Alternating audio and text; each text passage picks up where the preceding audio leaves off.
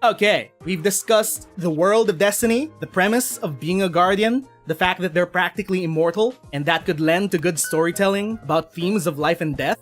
They could learn what it means to live by interacting with people with Oripathy, or maybe getting infected with Oripathy themselves. That's a good premise for an Arknights collab, something I expect from the kind of writing from Arknights. But now we'll talk about the Arknights characters that we could expect in the collab. So I'm just gonna say it now, I do not think we're gonna get an altar. No shot. We're not gonna get a guardian altar of any existing character in Arknights. And the fact that they have to die and be reborn without their old memories to become a guardian. No shot that is happening.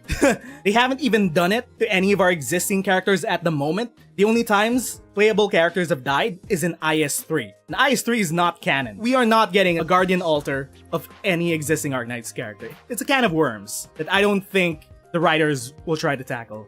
But I do think we're gonna get skins. Skins of Guardian armor. Let's bring up the Guardian drip, baby! Let's bring up some Destiny drip, baby! There are many armor sets in Destiny that Arknights could pull from. It's based off Assassin's Creed and other games, so I don't expect them to use that. These are the Lightfall skins, which is more like guerrilla based. So these are basically the default armors. These are the iconic silhouettes that we have for the three main classes. So what I'm expecting is that there's gonna be 3 skins for 3 different Arknights characters. Which Arknights characters would interact with the collab event to begin with, because Schwartz got her skin when she interacted with the Rainbow Six event. Yato and Narkorn, they got their altars when they interacted with the Monster Hunter event. Suzu got her skin when she interacted with the Xiaohei event. So any Arknights characters that's gonna be part of the Destiny collab, they're the ones definitely that are gonna get the skins. But which one would they be? So yeah, the Iron Lords have a lot of fire skins, and they're based off knights. Who else in Arknights do we have that are based off knights? Nope, not that. Hey yo, look at that. So we already got our knights in Arknights. We already have our group that could potentially interact with a guardian that lands on Terra. Just put them in Iron Banner armor and call it a day. And the person with the best silhouette that matches a hunter would be Fartooth. Sona can also be a hunter. The Fortress Defender, she could definitely be in a Titan skin. But the problem with Pinus Sylvestris is that there is no one that distinctly fits the Warlock skin. So I can't really imagine any of the Pinus Sylvestris wearing Warlock armor. But that's one of my theories, in that it'll be Pinus Sylvestris interacting in the Arknights collab. My other theory, this goes back to the Iron Lord thing. Mudrock, she definitely does not deserve any more skins. However, she has way too many skins where she is undressed. Put her in some armor, because armor is sexier than whatever melon she has underneath. That's my base take right there.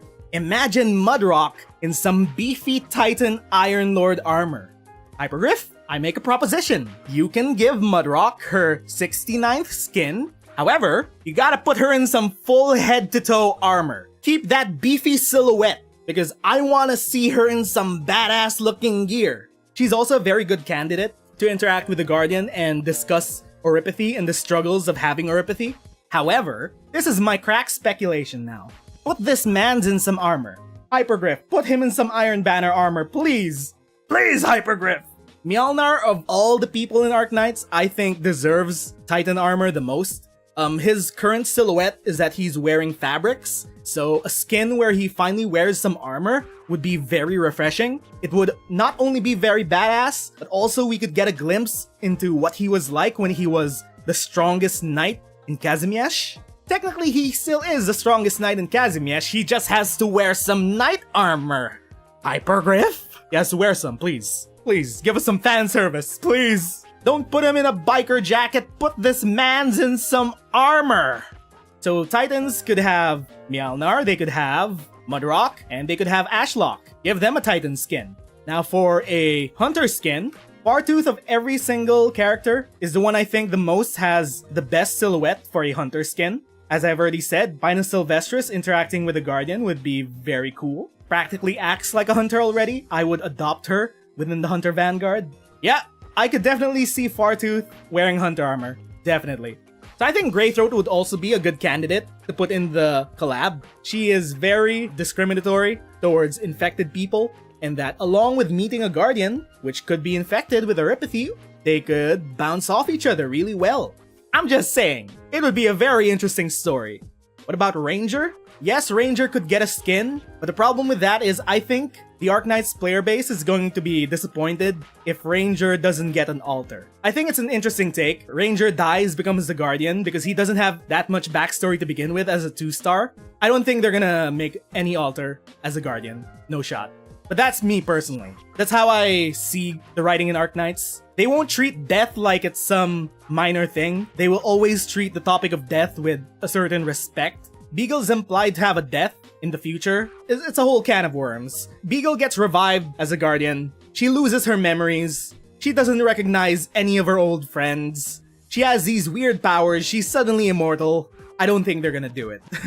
We discussed Titans and Hunters. We haven't discussed who could possibly get a Warlock skin. If anyone's gonna get a Warlock skin, it's gonna be Ebenholz, but he doesn't seem to be the type to wear armor. His silhouette fits with the silhouette of a Warlock. Wow, I didn't realize the silhouette fits that much. Just turn him to his side, make him face front, and he's got the silhouette of a Warlock. Definitely fits.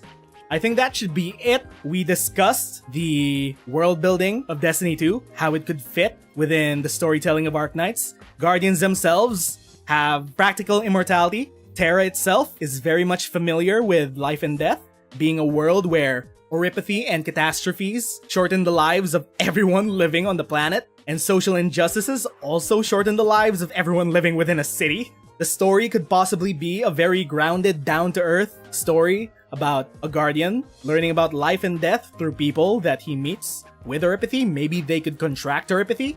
Number 1 prediction is gonna be Cade 6 for marketing reasons. He is technically dead at the moment, so they could just insert his adventures on Terra into his past. Arknights could be a simulation within the Infinite Forest where Saint 14 was trapped inside of. That's my crack shot theory. We could see Elsie Bray traveling different timelines before she ended up on the current timeline of Destiny after traveling from her doomed timeline. Maybe she could pop into the world of Arknights for a little bit. She already has good premise for that. Xur's gonna show up because that tentacly faced fuck is just everywhere. He's a multiversal being, and I want to see the Star Horse appear on Terra. When it comes to skins and altars, I don't predict that we will ever get a Guardian altar of any character because it's just a bag of worms. A character first has to die, and then they get revived by a ghost, and then they lose their memories, so any backstory that they had before is just gonna be moot. I don't think it's good writing to just rewrite a character that way to make them a Guardian. I think Arknights characters are just gonna get skins at best.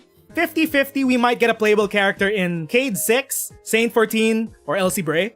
Those are my predictions, my speculations, my crackpot theories on the upcoming Arknights Destiny 2 event. I have 1.8k hours in Destiny 2, shamefully, to make these predictions. If they're wrong, they're wrong. It is what it is. But if they're right, I'm gonna be very smug about it. For the next year, I expect a grounded story because I trust the writers of Arknights. What are the odds of Destiny getting some Arknights-based Eververse stuff? The odds are slim. Destiny 2 will not get any full-fledged event from this. No shot that's happening. Arknights has always been a one-way street when it comes to collabs with big games. Rainbow Six did not get anything from Arknights. Monster Hunter did not get anything from Arknights. I don't expect Destiny 2 to get anything unless times change. There's always a possibility. Maybe at best they could get Grimoire cards, lore cards that they could unlock that could explain the Arknights collab, but within a Destiny context. The copium is that they get skins from Arknights. I don't think that's happening. So yeah.